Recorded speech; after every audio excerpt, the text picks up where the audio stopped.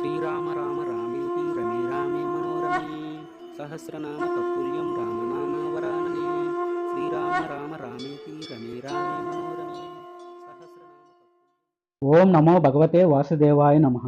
ఉపనిషత్ దర్శనం వచన పఠనం. సామవేదాంతర్గత ఉపనిషత్తులలో 16వది జాబాల్యోపనిషత్తు. శ్లోకం: జాబాల్యోపనిషద్యోజ్య పరతత్వ స్వరూపకం పరమైశ్వర్య విభవం రామచంద్ర పదం భజే. పూర్వం ఒకనాడు పిప్పలాద మహర్షి సాక్షాత్ భగవత్ స్వరూపుడైన జాబాలి మహర్షి దగ్గరికి వెళ్ళి, ఓ మహాత్మా, నాకు పరమతత్వ రహస్యం గురించి బోధించండి. అసలు సత్యం అంటే ఏది? జీవుడంటే ఎవరు? పశువు అంటే ఏది? ఈశానుడెవడు? మోక్షాన్ని పొందే ఉపాయం ఏది అని ప్రశ్నించాడు. జాబాలి మహర్షి చెబుతున్నాడు, పిప్పలాద, మంచి ప్రశ్నలే అడిగావు. నేను ఏ విధంగా వీటిని గురించి సుబ్రహ్మణ్య స్వామి ద్వారా తెలుసుకున్నానో అదే విధంగా చెబుతాను విను. పిప్పలాద, పూర్వం సుబ్రహ్మణ్యుడు ఈ విషయాలన్నీ ఈశానుడి ద్వారా తెలుసుకొని నేను కోరగా తిరిగి వాటిని నాకు బోధించాడు. ఈశ్వరుడు పశుపతి. ఆయన అహంకారంతో వ్యాపించినప్పుడు సంసారంతో కూడిన జీవుడవుతున్నాడు. అలా అయిన జీవుడే పశువు. సర్వజ్ఞుడు సృష్టి స్థితి సంహార తిరోభావ అనుగ్రహాలచే పంచకార్యాలను చేసేవాడు. సర్వేశ్వరుడు అయిన శివుడే పశుపతి. జీవులందరూ పశువులు. ఈ పశురూప జీవులందరికీ పతి కాబట్టి ఈశ్వరుడు పశుపతి అయ్యాడు.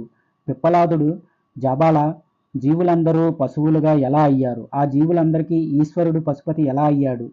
జాబాలి చెబుతున్నాడు, పిప్పలాద, లోకంలో పశువులన్నీ గడ్డి తింటూ వివేకం లేకుండా ఇతరుల ప్రేరణతో క్రష్యాది కర్మలను చేస్తూ ఎన్నో దుఃఖాలను అనుభవిస్తూ యజమాని చెప్పుచేతల్లో ఉంటూ జీవిస్తున్నాయి. అదేవిధంగా జీవులు కూడా ఎన్నో బాధలను అనుభవిస్తూ జీవిస్తున్నారు. పశువులకి యజమానిలాగా ఈ జీవులనే పశువులకి యజమాని సర్వజ్ఞుడైన శివుడు. అందుకే ఆయన పశుపతి. పిప్పలాదుడు, ఈ విధమైన జ్ఞానం సామాన్యులకు ఎలా కలుగుతుంది? జాబాలి, భస్మాన్ని అనగా విభూతిని ధరించటం వల్ల కలుగుతుంది. పిప్పలాద, విభూతిని ఏ ఏ ప్రదేశాల్లో ఎలా ధరించాలి? జాబాలి, సజ్జోజాతాది పంచబ్రహ్మ మంత్రాలతో ముందుగా భస్మాన్ని తీసుకొని అగ్నిరితి భస్మ అనే మంత్రంతో దాన్ని అభిమంత్రించి మానస్తోకే మంత్రంతో నీళ్లు కలిపి శిరస్సు, లలాటం, భుజాలు, మూపులు లాంటి ప్రదేశాలలో త్రాయుషం జమదగ్నేహి త్రయంబకం యజామహే అనే మంత్రాన్ని పఠిస్తూ అడ్డంగా 3 రేఖలుగా పెట్టుకోవాలని వేదవాదులు వేదాల్లో చెప్పారు. ఈ వ్రతాన్ని శ్రద్ధగా ఆచరించేవాడికి పునర్జన్మ ఉండదు. పిప్పలాద, ఈ విభూతిని ధరించే విధానం గురించి సనత్కుమారుల వారు ప్రమాణంగా చెప్పారు. త్రిపుండ్ర ధారణలో ఉండే 3 రేఖలు లలాటం నుంచి కనుబొమ్మల మధ్య దాకా ఉండాలి. ఈ రేఖలలో మొదటి రేఖ గార్హపత్యాగ్ని ఆకారం, రజోగుణం, భూలోకం, స్వాత్మ, క్రియాశక్తి, ఋగ్వేదం, ప్రాతస్సవనంగా ఉంటుంది. దీనికి అధిదేవత బ్రహ్మదేవుడు. రెండో రేఖ దక్షిణాగ్ని, ఉకారం, సత్వగుణం, ఆకాశం, భువర్లోకం, అంతరాత్మ, ఇచ్ఛాశక్తి, యజుర్వేదం, మధ్యాహ్న సవనంగా ఉంటుంది. దీనికి విష్ణువు అధిదేవత.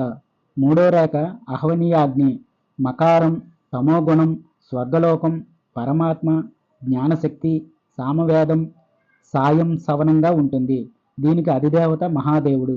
ఈ విధంగా త్రిపుండ్రాలను గురించి తెలుసుకున్న పండితుడు బ్రహ్మచారి, గృహస్థుడు, వానప్రస్థుడు, సన్యాసి వీరిలో ఎవరు భస్మధారణ చేసినా వారంతా మహాపాతకాల నుంచి ఉపపాతకాల నుంచి విముక్తి పొందుతారు.